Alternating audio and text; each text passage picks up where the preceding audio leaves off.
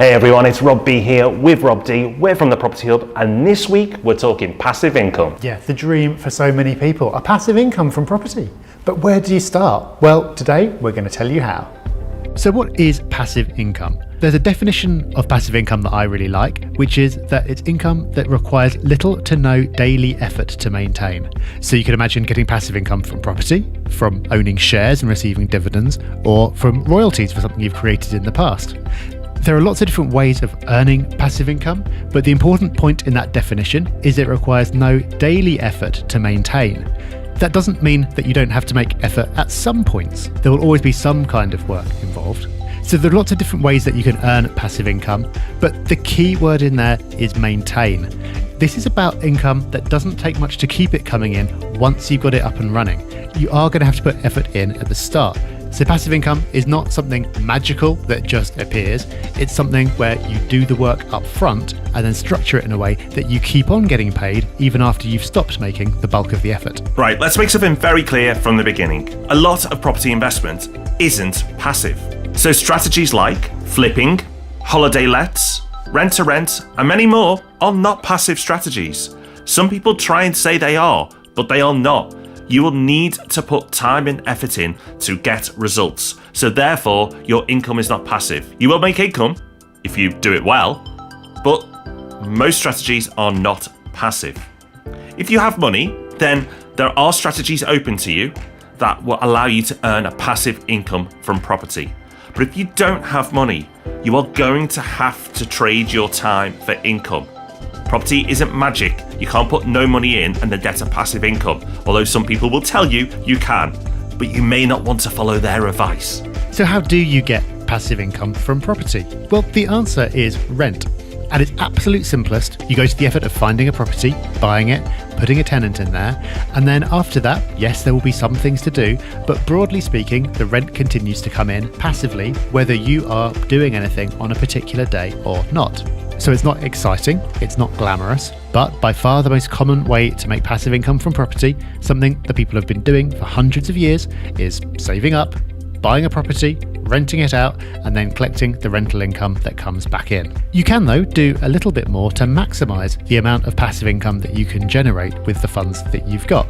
And you can do that by refurbishing a property first to increase its value, then refinance so you don't have to put so much money in. For more on that approach and how to decide which of those approaches to take, watch our video on the best way to invest £50,000 in property. There's one other important consideration as well, which is how important is passive income to you overall? Because there's a trade-off. In general, the property that generates the most income month to month is not the property that's going to grow the most in value over the long term. So if passive income is what you really, really need and want, then it makes sense to make investments that maximize it. And for many people, that will be the case. That is what you should do.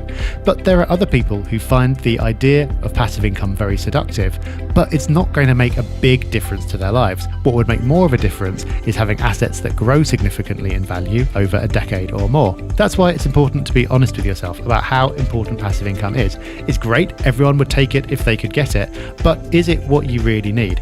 If it is, you'll be making one type of investment. If it's not, and you actually want the long-term growth, you'll be making a different type of investment. So you need to determine where on that scale you fall so you can decide which type of property you should be buying.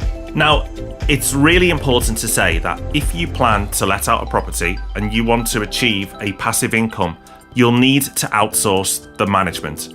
So that's a letting agent running that property for you. So they'll deal with the tenants, they'll find the tenants, they'll do inspections, they'll do all the work. Now, that is not enough because not all letting agents are created equal. So you will have to do some work to go and check that your letting agent can do all that and allow you to be passive. And remember, once you've done that research and you've handed that over, yes, you may want to do checks, but really you need to then trust them to get on with it, because if you get involved and you start micromanaging them, then guess what? It's not a passive income. So passive income is achievable through property, but not completely. There are strategies that are passive, but nothing is 100% passive. You need to find a deal. You'll need to apply for a mortgage. You'll need to select a letting agent. Once all these things are done, then your work is minimal. But then at some point, you'll need to renew your mortgage. agree rental increases. There are always going to be little things to do. So while property investment isn't 100% passive, it's pretty close. And for most people, that's absolutely fine. So now you're ready to start building your passive income. It's not going to be easy, but start putting those tips into action now and you'll get there in the end. Yeah, but one thing you don't want to be passive with is subscribing, because you're going to miss out on loads of great videos. So do that now.